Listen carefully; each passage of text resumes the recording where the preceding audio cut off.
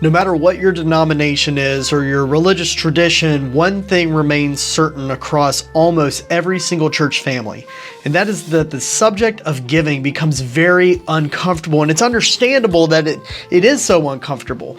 Did you know that 77%, according to a really recent poll, of Americans say that they actually are given a high level of anxiety whenever anybody wants to talk anything about money, finances, anything related to that? Actually, almost 30% of those same Americans are claiming that it's causing them some form of detriment to their mental health. So when you think about it, it's no wonder that so many pastors and churches steer clear of the subject of giving. Well, this becomes really difficult when we talk about spiritual gifts, because one of those key spiritual gifts is in fact giving, and it's important to understand that there is something to the gift of giving, and then there's also something to what all of us should be doing when it comes to giving. Now, I want to make certain that I'm being very clear. I'm not just simply talking about some sort of transaction you do so that you can write off taxes at the end of the year. Giving is about so much more than that. And when we sit here and we boil it down to just simply things like offering plates and church finances, you really start missing the mark of what God has built into this action and the spiritual gift of giving. When you end up looking at the Bible, there are two different things that we see about the subject of giving. The first is that giving is really about the heart. It's really about showing in your heart what you care about. That kind of makes sense if you think about it. I mean, think about the things that you're willing to sacrifice time and money for. Aren't those things that you care an awful lot about? The way that we have set up our society is in such a way that we tend to put dollars behind things that we deem as important. And the same is true when it comes to when we look at priorities in our life, including maybe even our religious life. If there are things that we simply say the dollar is more important than that, well, that may indicate what it is we truly value as important. So there is actually a love component. If I love someone in my family, aren't I willing to spend anything for that person? The other thing that we end up saying about giving is that there's a tie-in to basically understanding God's dominion. And I know that when we say dominion, that can be something that sounds very like high church and high theology, but there's a very easy way of looking at dominion, and it's this: who's really in charge? If we sit here and we view ourselves as being in charge, then it's understandable that we're going to look at the things we have, we're going to look at our wealth, we're going to look at our talents, we're going to look at our time, anything that we could give to another person, and we're going to say, well, these are things that I need to withhold and I need to manage, because after all, these are my things, these are my talents, this is my time, this is my material wealth, and because of that, I need to be careful who I give that to.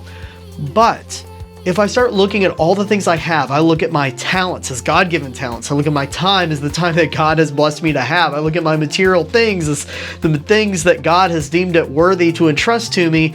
Then all of a sudden, I'm not going to care as much about giving those things back to God. If anything, I'm probably going to look for opportunities to try to use those things for God's purposes.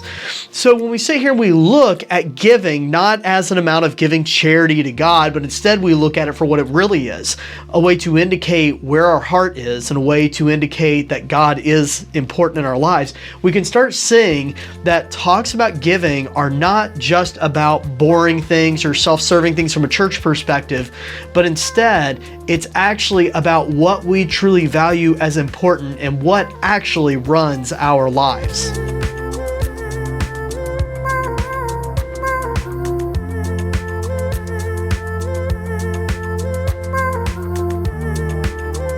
Now, anytime we talk about the subject of giving, it's really important to address something that I consider one of the biggest pieces of misinformation in the Western church, at least when it comes to how we view the Bible. Good, well-meaning Christians are very quick to quote something that comes out of 2 Corinthians in chapter 9, verse 7, where it says, all individuals should give according to the generosity of their own hearts.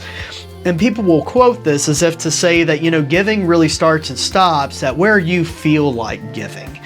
But This is the context of everything that verse is surrounded by. You can go right down to verse 13, and you will in your small groups here in a second, where you see that the actual object of that phrase is that we should want to have giving hearts. And so because of that, our giving should reflect that heart that we want to have, not where we currently are or what we think is currently acceptable right now.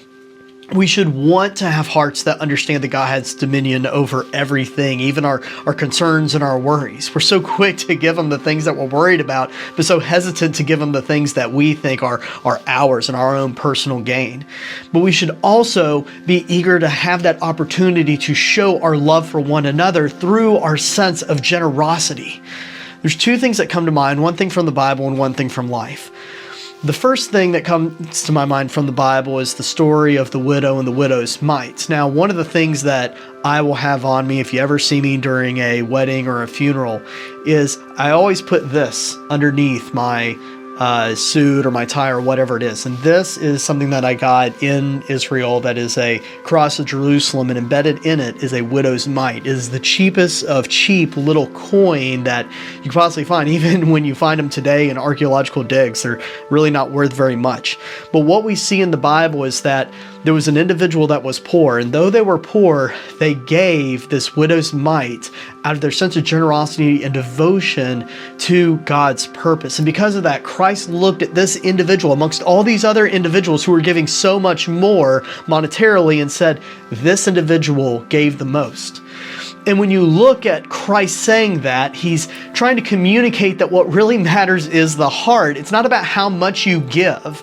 And so that is the good news. If you hear these messages and it makes you uncomfortable because you think like, well, I don't know if I give enough time. I don't know if I give enough of my talents and all that. It's less about the quantity of how much you give. And it truly is more about the quality, specifically the quality that comes from your heart. When I think about these kinds of stories, immediately my mind goes to something that I experienced in real life. The place that we now call our church home, at least physically, over there at the hub location, is somewhere where there used to be a food bank called Glory Outreach. And one day when Meredith and I were volunteering, two individuals came in named Ralph and Marie. It was an elderly couple, and they got all of these groceries there for them and their kids and their grandkids. And they were very generous people, even as they took things, because they're very quick to say, oh, that's okay, I don't need that. I have plenty, leave that for somebody else. But then they turned around and did something shocking. They gave Meredith and I several little seasoning packets from ramen. And I've held on to these packets. I have several of these things stored away in different places as reminders. And it's because as these individuals who had nothing, who talked about even having to repurpose adult diapers, things that were very, very humbling, they turned around in the midst of not having anything.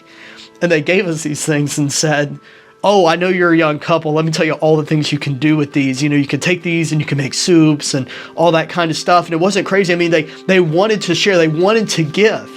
And in that, you could see the testimony of God's love. You could see how much they cared about other people. Even though they didn't have a lot materially, they were willing to give, and they wanted to give, and they were eager to give.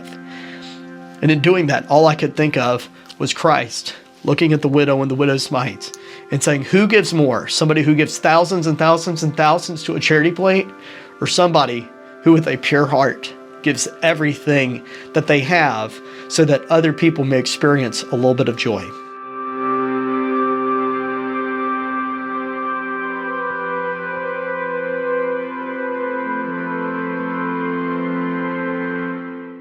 The Bible is full of stories of individuals who were selfless, and in the midst of their selflessness, they were able to see God's miraculous wonders. That is something that we should all want to be able to see, but it has to start with us recognizing who is truly in charge.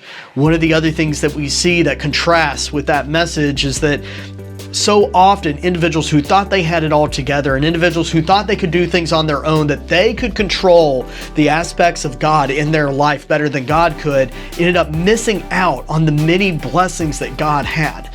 But yet it was those individuals who humbled themselves who were able to see God's glory And when I think about this, and I think about people who have that spiritual gift, especially the people who have that spiritual gift of giving and who find that so easy, and who can see those opportunities around them every single day, a part of me can't help but be a little bit envious at the fact that these individuals who are so humble, who will be the last ones to raise their hand and speak out about all the things that they may have been a part of, they get to see an aspect of God's love, His grace, and His compassion that so many of us so often lack. So as we sit here, and especially as we go into a holiday season where people are going to talk about charity and giving every single day, I want you to stop and I want you to ask yourself, who is truly in charge of my life? Can people see what has dominion over my life through the way that I handle my material goods, my talents, and my time? And can people see the love that is in my heart through the selflessness that I'm willing to exhibit? That's our lesson that we have for you today. I hope you're able to get something out of it. Until we can meet again, God bless.